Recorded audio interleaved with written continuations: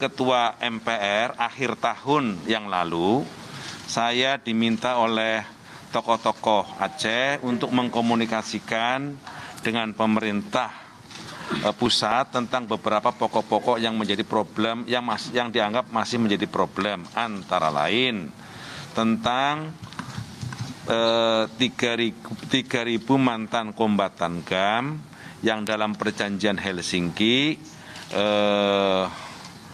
akan mendapatkan tanah 2 hektar per mantan kombatan kali 3.000. Itu yang kami komunikasikan.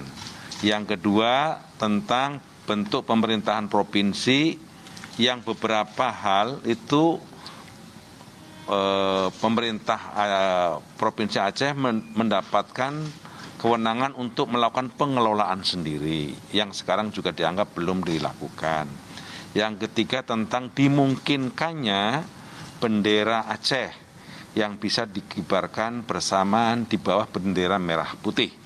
Itulah hal-hal yang ditandatangani dalam perjanjian Helsinki tahun 2004 yang menjadi akhir dari konflik Aceh. Itu yang dititipkan kepada saya di akhir tahun kemarin pada saat saya berkunjung ke Aceh. Dan kemudian saya mencoba mengkomunikasikan persoalan ini kepada sejumlah menteri yang terkait. Saya sudah komunikasikan dengan Menteri Pertanahan tentang 3.000 mantan kombatan GAM untuk mendapatkan tanah 2 hektar per orang, per mantan kombatan, dan itu alhamdulillah sudah dalam proses penyelesaian.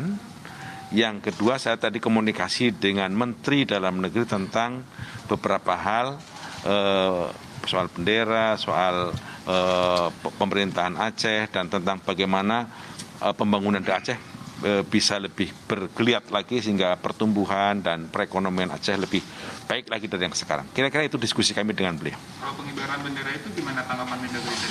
Dalam proses itu artinya karena ada kanun yang juga kemudian kanun itu juga ternyata telah dibatalkan oleh Kementerian Dalam Negeri tahun 2016. Ini semua akan kita bicarakan supaya perdamaian itu adalah perdamaian yang abadi, kira-kira seperti itu.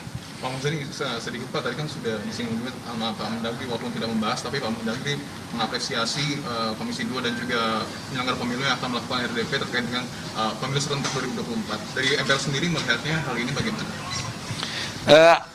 Tahapan pemilu adalah sesuatu yang sangat penting dari sebuah keputusan bahwa 14 Februari akan menjadi pelaksanaan tanggal pemilihan umum baik legislatif ataupun pilpres.